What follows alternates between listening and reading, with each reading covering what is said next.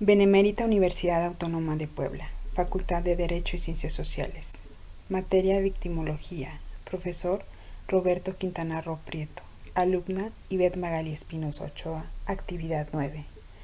El estado de vulnerabilidad de las personas y la normatividad que se aplica. Según la CNDH, los grupos vulnerables son aquellos que por sus condiciones sociales, económicas, culturales o psicológicas sufren de la privación de los derechos humanos. Estos grupos se dividen en niños y niñas, discapacitados, mujeres, personas detenidas, personas con VIH, personas con enfermedades mentales, indígenas y personas de la tercera edad. Víctimas del delito.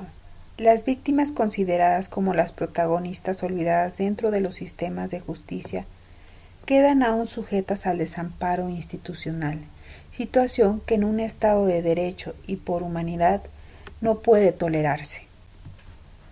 El abandono de las víctimas, la violación a sus derechos, la ausencia de una política criminal efectiva, la impunidad y la inexistencia de instituciones victimales suficientes y adecuadas son razones para generar mecanismos que se orienten a la búsqueda de propuestas concretas para su atención rápida y eficaz. A partir de las reformas de 1993, el artículo 20 de la Constitución Federal se elevaron a rango constitucional los derechos de las víctimas y en el año 2000 se incorporó el apartado B denominado de la víctima o del ofendido.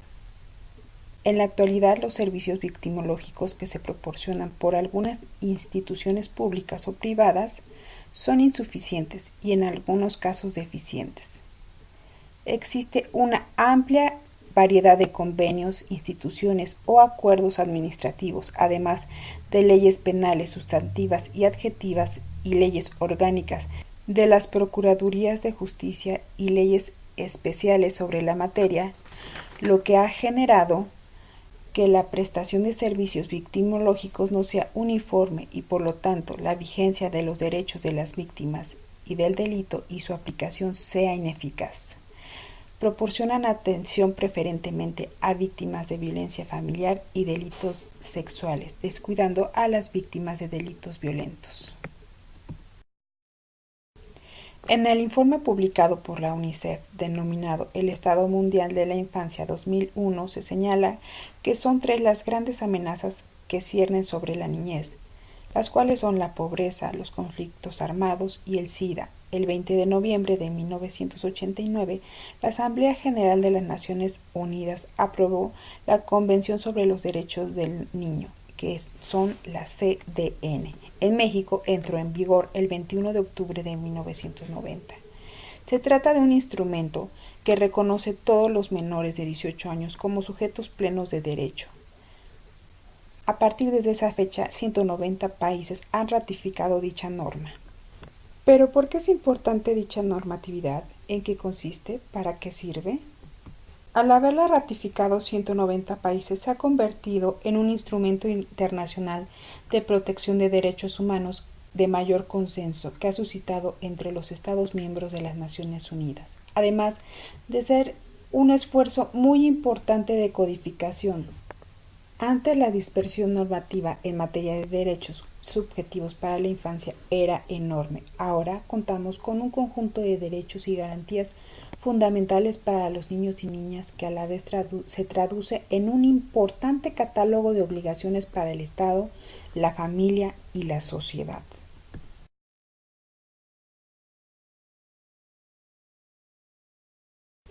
Adultos mayores. Los adultos mayores representan una fuente de sabiduría al ser poseedores de un conocimiento que la experiencia y los años otorgan. La necesidad del mercado han ubicado sus principales nichos de interés en una creciente población joven, lo que ha provocado un desplazamiento de los adultos mayores en el sistema productivo y en la escala de necesidades y seguridades por satisfacer, situándolo dentro de una población vulnerable al ser discriminada y desprotegida. Afortunadamente en México existen leyes para la protección de los adultos mayores, las cuales les otorgan derechos a una vida con calidad, un trato justo y digno, a una seguridad social, física y psicoemocional. En México, la ley establece que la edad para considerar a un ciudadano como un adulto mayor es de 60 años. El artículo 25 de la Declaración Universal de los Derechos Humanos establece que el derecho de las personas a contar con nivel de vida adecuado, que le asegure la salud, alimentación, vestido, vivienda, asistencia médica y social en la vejez. El desplazamiento de los adultos mayores en el sistema productivo, las condiciones propias de la edad, los hace susceptibles de ser relegados y poco considerados. Es por ello que es importante promover el respeto a los derechos para los adultos. Discapacitados. En nuestro país, las personas con discapacidad también son uno de los grupos más vulnerables, por lo que viven una constante situación de exclusión y marginación. Esta discriminación se da principalmente en el ámbito educativo, lo que después repercute en el acceso a oportunidades laborales. Acceso a la educación. Según el maestro Emilio Álvarez y Casa, expresidente de la Comisión de Derechos Humanos del Distrito Federal, de cada 100 personas con discapacidad de 15 años o más, 33% son analfabetas, solo el 7% tiene educación básica completa, apenas el 5% ha cursado algún grado de educación media superior y únicamente el 4% cuenta con educación superior. Con respecto a las oportunidades de empleo, cerca de 40% ha percibido un salario menor por desempeñar un trabajo similar al de una persona sin discapacidad. A 42% de las personas con discapacidad en México se les ha sido denegado un trabajo debido a su condición. Las personas con discapacidad son el grupo que se considera como el más discriminado en el trabajo, con 53.4%. Le siguen los homosexuales y adultos mayores con 40.1% y 25.1% respectivamente.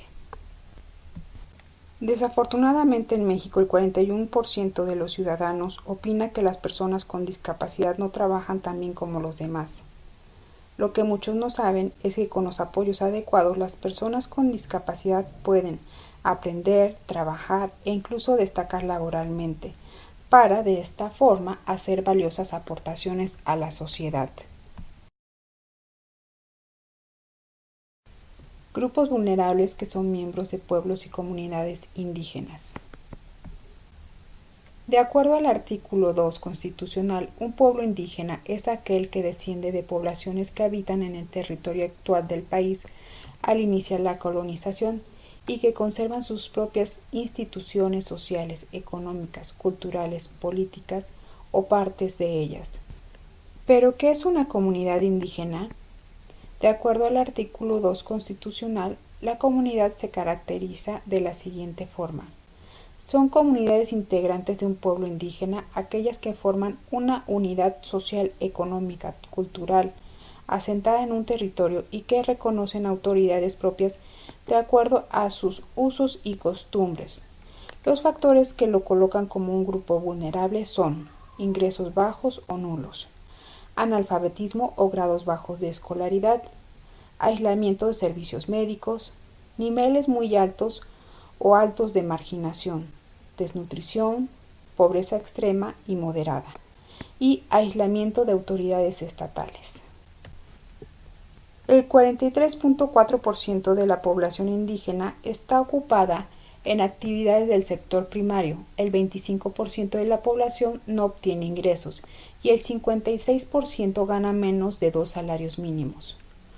1 de 4 adultos no sabe leer ni escribir. Solo el 20% de los indígenas están afiliados al Seguro Popular de Salud y el 9% al IMSS Oportunidades.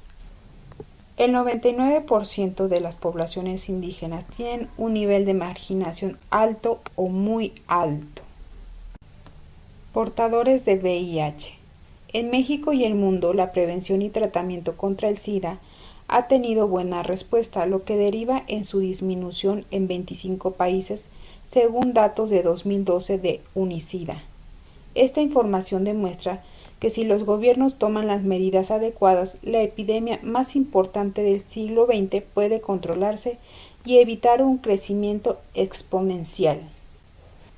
Una de las características importantes del VIH es que puede permanecer en el organismo hasta 8 años sin presentar sintomatología, lo que implica que el portador puede infectar a otras personas sin que él lo sepa. La ONU-SIDA para América Latina estima que en México existen más de 179,000 portadores y 48% podrían no saberlo.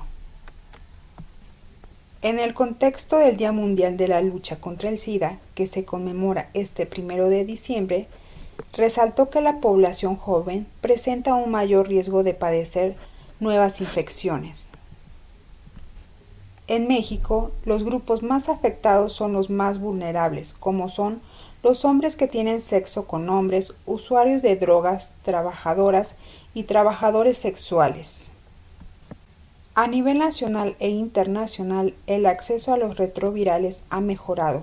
Desde 1996, el IMSS ofrece ese tipo de medicamentos a sus derechohabientes infectados, mientras que fundaciones y organismos de la sociedad civil se encargaban de proporcionarlos a quienes carecían de seguridad social.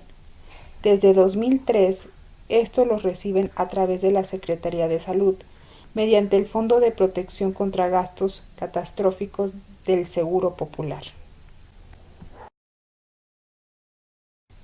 Igualdad a hombres y mujeres. La igualdad de género es un principio constitucional que estipula que hombres y mujeres son iguales ante la ley, lo que significa que todas las personas, sin distingo alguno, tenemos los mismos derechos y deberes frente al Estado y la sociedad en su conjunto. Pero para que así sea, la igualdad debe traducirse en oportunidades reales y efectivas para ir a la escuela, acceder a un trabajo, a servicios de salud y seguridad social, competir por puestos o cargos de representación popular, gozar de libertades para elegir pareja, conformar una familia, participar en los asuntos de nuestra comunidad, organizaciones y partidos políticos. En 1979 se aprobó la Convención para la Eliminación de todas las formas de discriminación, CEDAW, por sus siglas en inglés, porque sintetiza el conjunto de derechos que los estados deben garantizar a las mujeres en materia civil, política, económica y social. Desde el 2006, nuestro país cuenta con la Ley General para la Igualdad entre Mujeres y Hombres, la cual establece las atribuciones de los 3 órdenes de gobierno en la aplicación coordinada de la Política Nacional de Igualdad, PNI. Los objetivos de la PNI buscan garantizar la igualdad en la vida económica, la participación y representación política, acceso y pleno disfrute de los derechos sociales, así como en la vida civil y en la vida cultural. ¿Pero por qué es importante y para qué sirve esta ley? De acuerdo a esta ley, la igualdad de género consiste básicamente en que las mujeres tengan el mismo acceso, trato y oportunidad de gozar de derecho a la educación, al empleo, a la salud, a la asociación ciudadana y a la participación política, así como a la felicidad, es decir, gozar de todas las condiciones para el desarrollo y ejercicio de sus plenas capacidades. En base al principio de igualdad, todos los niños y las niñas tienen el mismo derecho a la educación.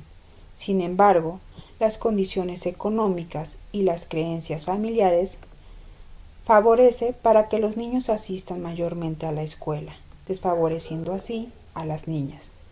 Para promover que las niñas tengan mayor seguridad en su educación, se destinaron becas exclusivas para ellas. Personas discriminadas por su preferencia sexual. Las personas que tienen una preferencia u orientación sexual diferente a la heterosexual sufren discriminación porque existe una tendencia homogeneizante que defiende a la heterosexualidad como sexualidad dominante y a partir de ella se califican todas las demás orientaciones o manifestaciones. El resto de las formas de sexualidad aparecen como incompletas, perversas y en algunos casos como patológicas, criminales e inmorales. La discriminación contra personas que tienen una preferencia u orientación sexual diferente a la heterosexual se manifiesta como homofobia, que es la aversión contra orientaciones o preferencias sexuales, lo que incluye la lesbofobia y la transfobia. Las personas que son víctimas de homofobia son rechazadas en el trabajo, en la escuela y en sus propios hogares. Este rechazo se manifiesta en despidos, exclusión educativa, rechazo religioso, negación de servicios, estereotipos, estigmas reproducidos por los medios de comunicación, humillación, rupturas familiares, abandono, invisibilidad, violencia y en casos extremos hasta la muerte. Los grupos vulnerables, al igual que todo ser humano, tienen derecho a una vida con calidad, un trato justo y digno, a una seguridad social, física y psicoemocional, a la salud, a la alimentación y a una familia, a la educación, al trabajo, así como protección ante cualquier situación de explotación y maltrato. Debemos comprender que todas las personas tienen el derecho a realizar su proyecto particular de vida, que todas las personas pueden ejercer sus derechos y libertades reconocidas, y que todas gozan de la protección de las instituciones públicas sin ninguna distinción. Gracias.